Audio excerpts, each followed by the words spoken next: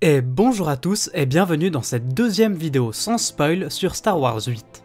Je vais ici présenter 5 points négatifs du film. Je ne suis là que pour montrer ce qu'il y avait de moins bon. Je me mets bien évidemment dans la peau d'un haters qui a détesté le film. Je ne vais pas relever les points positifs, chose que j'ai fait dans la première vidéo, ni même donner mon propre avis, ce que je ferai dans la troisième. Numéro 1, un humour surprésent et un film enfantin. Bref, c'est Disney et ça se sent. Quand un personnage tel que Poe fait une blague, c'est drôle. Ou pas, mais c'est cohérent.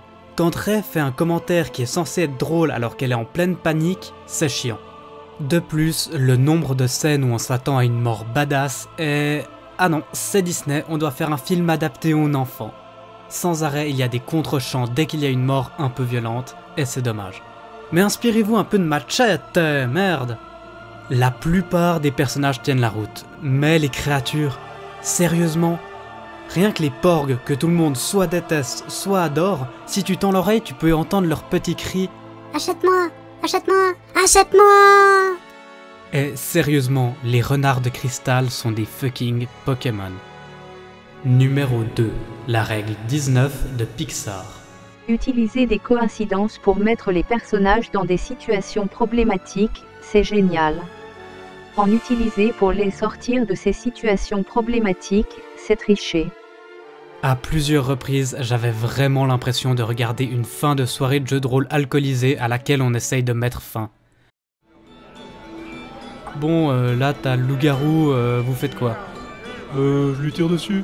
Ça marche pas, c'est un loup-garou, les balles normales lui font rien. Merde, je lui jette mon collier en argent dans l'œil. Ok, ça marche, vous avez gagné. Alors parfois, c'est bien géré, mais c'est quand même rarement bien agréable. Et excusez-moi, je vais juste un peu actualiser la règle. Utiliser des coïncidences pour mettre les personnages dans des situations problématiques, c'est génial mais ça fait vite comédie française si on en abuse. Et là, c'est la fête. Parfois on a juste envie de s'arracher les cheveux quand les personnages enchaînent les échecs contre lesquels ils ne peuvent rien. Et c'est ce genre de problèmes scénaristiques qui nous font totalement sortir du film. Numéro 3. Tout pour vendre. Il y a beaucoup d'éléments, que ce soit scénaristiques ou visuels, qui sont clairement là pour créer des produits dérivés. Que ce soit la présence de certains personnages, l'esthétique de certains véhicules ou créatures, bref, c'est Disney. Rien que le film en lui-même est aguicheur, le putaclic du cinéma. Ce grand luxe sur les affiches, etc. Et franchement, les peluches Porg en vente bien avant la sortie du film, ça montre bien la mentalité qu'il y a derrière. Et ce marketing à outrance ne peut apporter que de la hype surdimensionnée suivie d'une grande déception généralisée. Comme Star Wars 7, oui. Donc on s'assoit dans son fauteuil et on regarde une pub de 2h30 de long. Une pub pour des peluches, pour des produits dérivés, mais surtout pour l'épisode suivant. Et on avait déjà eu ça avec le 7, un plan final qui nous montre le grand Luke pour bien s'assurer que toutes les personnes dans la salle prennent un billet pour le film suivant. Et ça marche! Même les personnes qui étaient, à juste titre, sorties du 7 dégoûtées de Star Wars, ont toutes acheté un billet pour le 8. Numéro 4. Innovation en trop. Et oui, ajouter de nouvelles choses, c'est cool, mais uniquement quand c'est bien fait. L'esthétisme de certains vaisseaux est juste ridiculement inutile, je pense notamment aux TBTT et à leurs pattes avant de gorilles. Pareil pour les nouvelles planètes, il n'y en avait pas déjà assez? Beaucoup de choix scénaristiques essayent de rentrer dans la mentalité Lucas, mais cela ne marche pas. Ce n'est plus un Star Wars, c'est juste un film d'action à gros budget. Un peu comme pour Battlefront 2, la mentalité va vers un jeu multijoueur qui va plaire à tout le monde, surtout aux personnes étant juste là pour l'action, pas pour Star Wars. Numéro 5. Trop d'intrigue. 2h30, c'est long.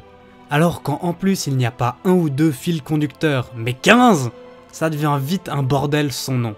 On ne sait plus où donner de la tête, les personnages se lancent dans des investigations impossibles ou inutiles qui nous fait perdre 30 minutes de film. Un bon scénario doit être fourni, mais pas bordélique, et là, on penche souvent dans la deuxième catégorie. Les personnages ne pourraient-ils pas se parler et arrêter de jouer solo? Bref, je ne sais toujours pas qui sont stupides, les personnages ou les scénaristes. Star Wars est mort, l'intrigue, la force, le passé des personnages, Disney s'en cogne et préfère nous montrer ce semblant de télé-réalité spatiale. Et voilà, j'espère que ces 2 épisodes points positifs et points négatifs vous ont plu. Bien évidemment, je surjouais volontairement pour appuyer tel ou tel propos, mais vous découvrirez mon vrai avis dans la 3e vidéo.